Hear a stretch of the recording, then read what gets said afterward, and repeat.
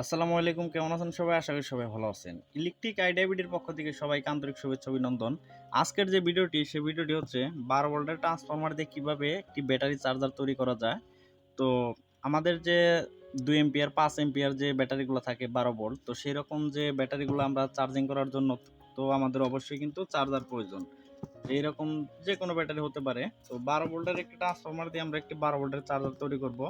তো আসলে এটি কিভাবে করা যায় এবং অরিজিনাল যে নিয়মটা আছে সেটা যদি আপনি দেখতে চান তাহলে অবশ্যই ভিডিওটি না টেনে সম্পূর্ণ ভিডিওটি মনোযোগ দিয়ে দেখবেন।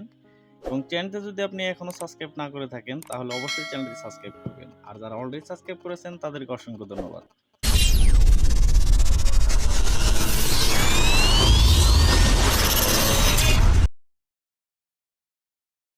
তো সেই জন্যই আমরা প্রথমে নিয়েছি একটা ট্রান্সফরমার। তো ট্রান্সফরমারের কিন্তু লোডগুলা কিন্তু একটু বেশি, তো সেটা কোনো সমস্যা না। এই হচ্ছে আমাদের আউটপুট যে ডিসি সেকশন, অথবা প্রথমে কিন্তু এসি বের হবে, আর এটা হচ্ছে আমাদের ইনপুট এসি, আর এটা হচ্ছে আমাদের আউটপুট এসি।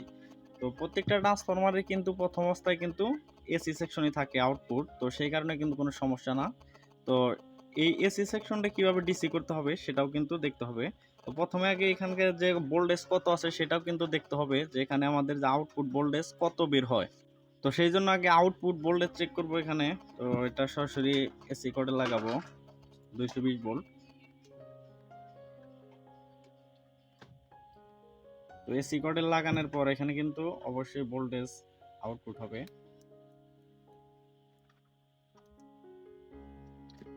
টেস্ট করি। টেস্ট করার জন্য কিন্তু আমাদের যে মাল্টিমিটার সেটাও কিন্তু এসিতে রাখতে হবে। যেরকম আমরা এখানে 750 রাখি।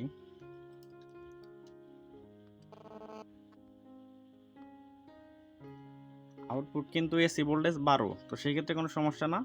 তো 12 কিন্তু যখনই ডিসি হবে তখন কিন্তু সামথিং একটু বেড়ে যাবে, 2-3 ভোল্টেজ বাড়তে পারে। তো সেই ক্ষেত্রে 12 ভোল্টের জন্য কিন্তু 12 ভোল্টের একটু বেশি হলেই সব থেকে ভালো হয়। তো 12 ভোল্টের ব্যাটারি চার্জার করার জন্য এটাই কিন্তু সর্বোচ্চ বেস্ট একটা ট্রান্সফরমার। তো ট্রান্সফরমারটি পুরান হলেও তো অনেক ভালো ছিল, তো সেই কারণে আবার চেষ্টা করব, তো আরেকটি চার্জার তৈরি করব। প্রথমে লাগবে আমাদের কিন্তু একটি ডায়োড। তো এখানে আমি একটি 4 পিনের ডায়োড ব্যবহার করব। তো আপনার চাইলে এইরকম ছোট মানের যে ডায়োডগুলো আছে সেগুলো কিন্তু ব্যবহার করতে পারবেন, কোনো সমস্যা না। তো এই ছোট মানের ডায়োড বা যে কোনো ব্যবহার করতে পারবেন। এটা হচ্ছে 5404, আরও যে ছোট আছে সেটাও কিন্তু ব্যবহার করতে পারবেন, 4500 অথবা আপনার 4007 এরকম ব্যবহার করতে পারবেন। তো কিন্তু এখানে সব থেকে ভালো হবে যে 4 পিনের যে ডায়োডগুলো আছে, এটা কিন্তু অনেক হাই এম্পিয়ার ব্যবহার হয়ে থাকে। তো সেই কারণে আমি এখানে 4 পিনের একটি ডায়োড ব্যবহার করব। তো এখানে কিন্তু একদম সহজভাবেই সবকিছু দেওয়া থাকে, মাইনাস প্লাস, আর মাঝখানের যে দুইটা থাকে এই দুইটা হচ্ছে আমাদের এসি ভোল্টেজ, অথবা যে ট্রান্সফরমারের যে আউটপুট, এই আউটপুট এইখানে লাগালেই কিন্তু আমাদের যে ডিসি আউটপুট বের হয়ে যাবে। তাছাড়া কিন্তু আর কোনো সমস্যা নাই। তো এখানে চাইলে আপনি ক্যাপাসিটর ব্যবহার করতে পারেন, না চাইলে নাও করতে পারেন, সমস্যা নাই। তো এখানে 50 ভোল্টের একটি ক্যাপাসিটর। তো ক্যাপাসিটর ব্যবহার করলে একটু ভালো হয়, ফিল্টারিং ভোল্টেজ পাওয়া যায়। তো সেই ক্ষেত্রে আপনার যদি ভালো লাগে তাহলে অবশ্যই ক্যাপাসিটর ব্যবহার করবেন। আর একটি ইন্ডিকেটর লাইট ব্যবহার করব, আর একটি হচ্ছে 1K রেজিস্টর, লাইটটা যাতে প্রোটেকশনের জন্য। তো প্রথমত ডায়োডটি আগে আমরা ট্রান্সফরমার সাথে হিটসিনের সাথে অ্যাড করে নিব। তো হিটসিন ব্যবহার করার কারণ হচ্ছে এই ডায়োডটি যাতে ওভার হিট না হয়, এবং এই হিটসিনটি এই ডায়োডকে রক্ষা করবে। তো হিটসিন ব্যবহার করা কিন্তু অবশ্যই অনেকটাই ভালো। তো এখানে আগে ডায়োডটা এইভাবে কোনো কিছু দিয়ে একটু ভালোভাবে বেঁধে নিতে হবে।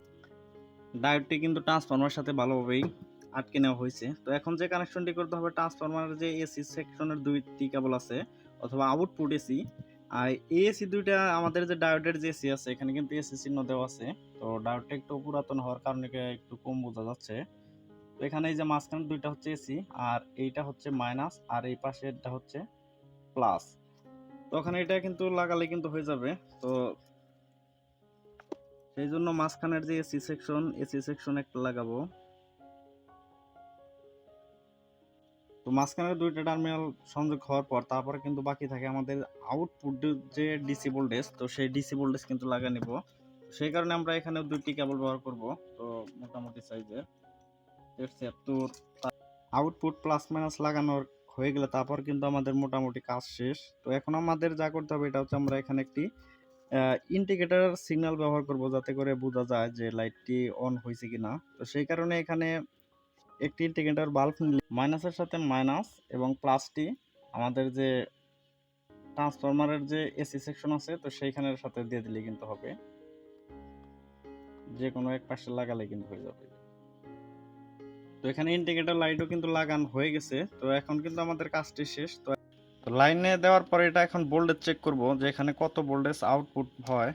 তো এখন কিন্তু দিতে হবে আমাদের ডিসি, তো সেই ডিসি 20 ভোল্টের রাখলাম।